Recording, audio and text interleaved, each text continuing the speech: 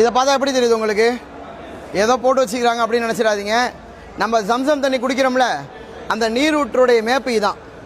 எல்லா தண்ணி வரக்கூடிய அந்த ஊற்றுக்குமே எங்கேருந்து வருது அப்படிங்கிறதுக்கு உண்டான மூலம் இருக்கும். தண்ணி இது வழியாக தான் வருது அப்படின்னு தான் மேப் போட்டிருப்பாங்க. ஆனால் ஜம்சம் தண்ணிக்கு பார்த்தீங்கன்னா இந்த இடத்துலேயே அது கட் ஆகிடும்.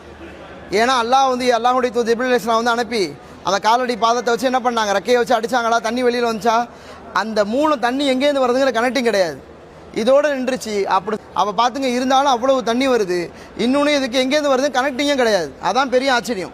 இப்போ நமக்கு ஒரு ஆற்றுலையோ அல்லது நம்ம ஊர்லேயோ ஒரு ஊற்று இருக்குது அப்படின்னா அந்த ஊற்று வந்து எங்கேருந்து வருது அப்படின்னு சொல்லுவாங்க, இது இந்த ஊர்லேருந்து வருது இப்படி வருதுன்னு சொல்லுவாங்க. ஆனால் ஜம்சமுக்கு பார்த்தோம் அப்படின்னா அப்படி சொல்ல முடியாது. இது தான் அல்லாஹ்வுடைய மிகப்பெரிய அத்தாட்சி. யோசிச்சு பாருங்கள். அதனால தான் இதை அப்படியே போட்டு யூஸ் பண்ணி வச்சுருக்கிறாங்க. இன்னொன்று இந்த தண்ணி வந்து மேலேயும் பொங்கி வெளியில் வராது, அதுக்குள்ளே தான் சர்க்கிள் ஆகிட்டு இருக்கும். ஸோ இதனால தான் வச்சுருக்காங்க. இதே ஃபோட்டோ எடுத்துக்கோங்க.